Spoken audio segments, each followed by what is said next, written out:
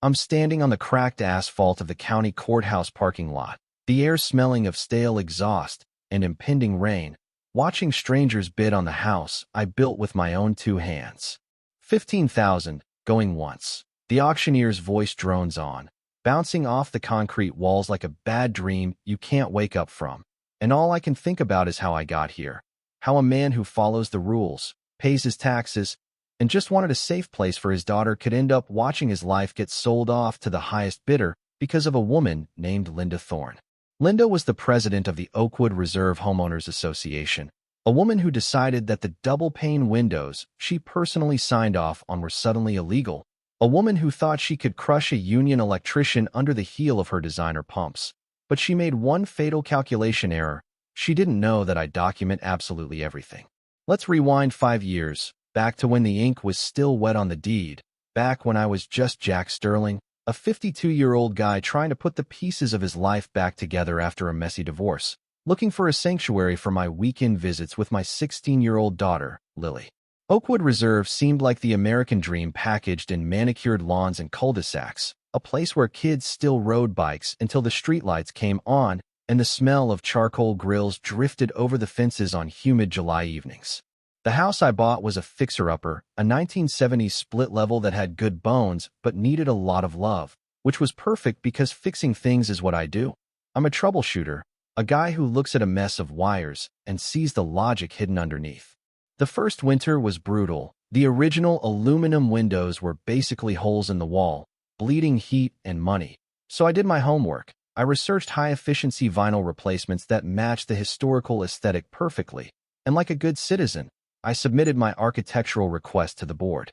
I included everything, the specs, the contractor's license, the color swatches, and I waited the required 30 days until I got that golden ticket, a letter signed by the architectural committee that said, approved for installation. Clear as day, no fine print, no conditions.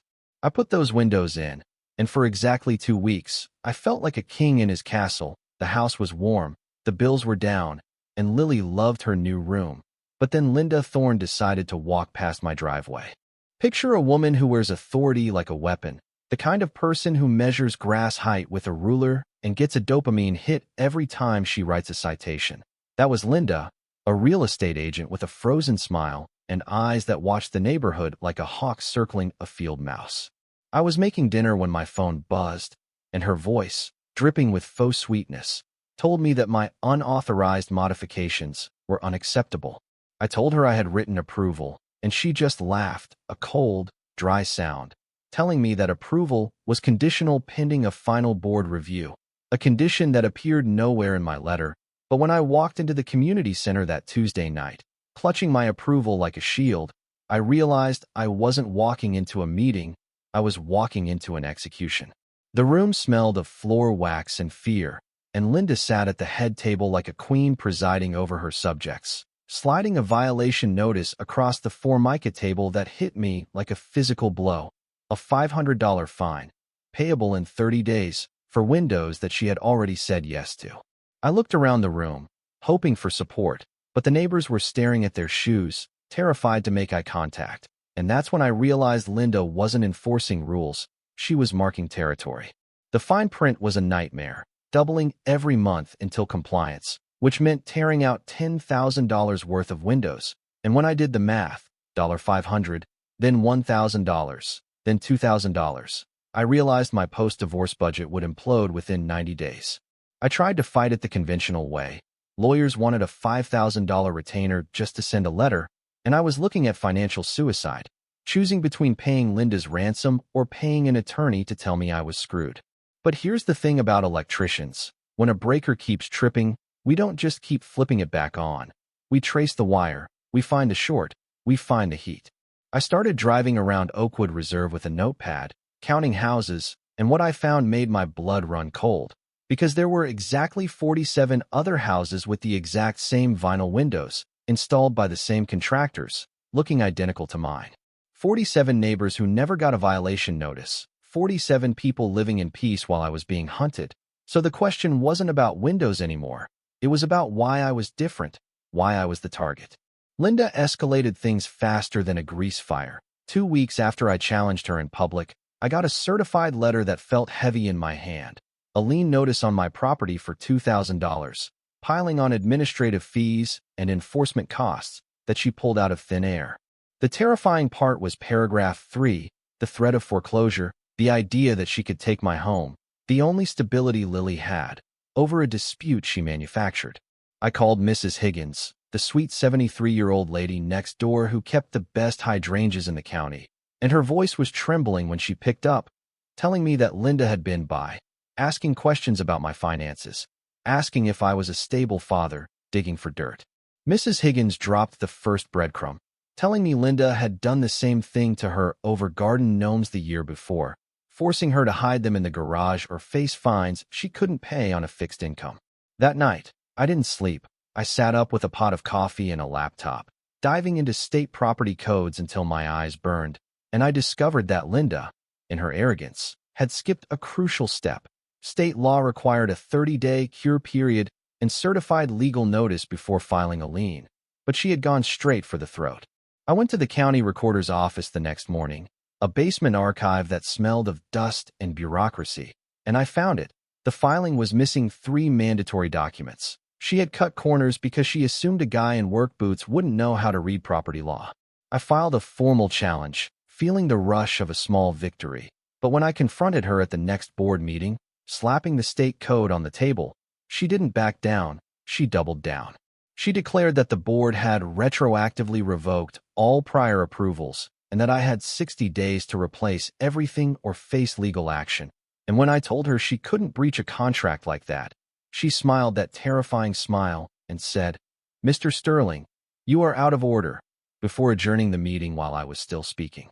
That's when the collections agency started calling, a predatory outfit called Titan Recovery Services that called me at work, called me at dinner, threatening to garnish my wages, and Lily saw the toll it was taking, asking me why I looked so tired, why I was always on the phone with angry people. I couldn't tell my teenage daughter that a suburban tyrant was trying to steal our home, so I converted the spare bedroom into a war room, pinning maps to the wall, connecting photos with string like I was hunting a serial killer.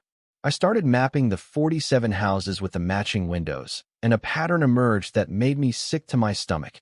Every single person who got a fine was either a renter, a minority, or blue-collar working class like me, while Linda's country club friends with the exact same renovations got friendly warnings or nothing at all. This wasn't just about control. This was systematic discrimination, but I didn't have the smoking gun yet. I just had a hunch and a wall full of photos. Then Linda dropped the nuclear option, hiring a high-priced attorney from the city who sent me a notice of intent to foreclose, giving me 30 days to pay $3,600 or face a sheriff's sale. I was standing on the precipice, staring into the abyss of losing everything, when Mrs. Higgins called me over in a whisper, handing me a manila folder that she had been hiding for years, a folder that contained emails she saved from her time as a board secretary before Linda pushed her out. I opened that folder and the first email stopped my heart. It was from Linda to the board, explicitly stating, "We need to target the renters and the hourly wage types first. They don't have the resources to fight back." It was written proof of profiling, proof that she was banking on my poverty, banking on my inability to hire a lawyer, but she forgot one thing. You never, ever mess with a man who traces circuits for a living, because once we find the fault, we don't stop until we rip out the entire rotten system. The realization hit me like 240 volts to the chest. This wasn't a dispute, it was a hunt, and I was the prey. I took Mrs. Higgins' folder, handling those papers like they were made of nitroglycerin, and spent the night cross-referencing federal fair housing laws with the documented harassment in my war room. Linda Thorne wasn't just a neighborhood bully. She was violating federal civil rights laws, specifically targeting people she thought were too weak or too poor to fight back. I reached out to a legal aid clinic the next morning, my voice shaking as I explained the situation to the intake nurse. And within 48 hours, I was sitting across from Elena Ross, a sharp-eyed attorney who looked at my wall of evidence and actually smiled. "Jack," she said, spreading the photos of the 47 identical houses across her conference table, "this isn't just a defense against foreclosure. This is a federal lawsuit. We filed a counterclaim that stopped the sheriff's sale dead in its tracks. And the look on Linda's face in the courtroom when Elena slapped down the evidence of racial and economic profiling was worth every sleepless night. Judge Calloway, a no-nonsense woman who seemed to have zero patience for petty tyrants, read the email where Linda discussed targeting hourly wage types and looked over her glasses at Linda's expensive lawyer with a gaze that could peel paint. The foreclosure was dismissed with prejudice, meaning she could never file it again, and the judge referred the case to the federal prosecutor's office for investigation into housing discrimination. But if I thought Linda would retreat to her ivory tower, I was dead wrong. Cornered animals bite, and Linda decided to tear my life apart. The harassment went from bureaucratic to personal overnight. Anonymous calls started flooding the city permit office claiming I was running an illegal commercial business from my garage, forcing me to take days off work to meet inspectors who found absolutely nothing. Then came the private investigator, a greasy guy in a rusted sedan who sat outside my house taking pictures of Lily getting off the school bus, which triggered a primal rage in me that I didn't know I possessed. I confronted him, my work boots crunching on the gravel, demanding to know why he was photographing a minor, and he just smirked and drove off. But the damage was done. Lily was scared in her own home. The lowest point came on a Tuesday when a Child Protective Services caseworker named Ms. Vance knocked on my door, holding a clipboard and looking apologetic, telling me they received a report that my daughter was living in squalor and that I was emotionally unstable. I invited her in, showed her the full fridge, Lily's clean room, and then I showed her the war room, the map of the neighborhood, the timeline of Linda's terror. Ms. Vance closed her file after 10 minutes, recognizing a weaponized report when she saw one, and whispered, "Keep fighting her, Mr. Sterling. This is malicious." But the fact that Linda went after my child crossed a line that can never be uncrossed. That night, fueled by adrenaline and anger, I went back to the paperwork, looking for something, anything, that explained why she was so obsessed with power. And that's when I found the connection that turned this from a discrimination case into a RICO investigation.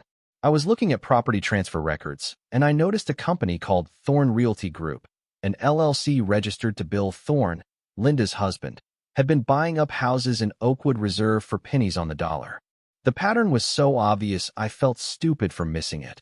Linda would target a vulnerable homeowner with fines, escalate the harassment until they were desperate or facing foreclosure, and then Thorne Realty Group would swoop in with a lowball cash offer. I traced the history of the Martinez house down the street. Carlos Martinez, a mechanic, was hit with fines for his deck, his fence, his truck, until he sold for $40,000 under market value just to escape. And guess who bought it? Thorne Realty Group. And the kicker, the absolute smoking gun that blew the whole conspiracy wide open, was a rental property on Maple Street owned by Linda's LLC. I pulled up the listing photos and my jaw hit the floor. The house had the exact same vinyl windows I was being fined for, identical brand, identical grid pattern, installed by the same contractor. Linda was collecting rent on a house with the very violations she was trying to steal my home for. I called Elena at 3 a.m., my heart hammering against my ribs. She's not just a bigot, Elena, she's a racketeer. She's driving down property values on purpose to buy them cheap. Elena was silent for a long moment before saying, "Jack, you just found the motive for a federal criminal conspiracy. We brought in a forensic accountant, and the money trail was undeniable. Funds moving from the HOA accounts to pay for consulting fees to companies owned by Linda, insurance claims filed by her LLC for storm damage, to windows that were supposedly illegal. She was double-dipping, triple-dipping, feeding off the neighborhood like a parasite. When the federal investigators got involved, led by Agent Miller from the FBI's Financial Crimes Unit, the scope of it was staggering. Over $500,000 in fraudulent property equity stolen from elderly and working-class families over 8 years. Linda had built a real estate empire on the bones of her neighbors' dreams. But as the net tightened, Linda panicked, and desperate people do dangerous things.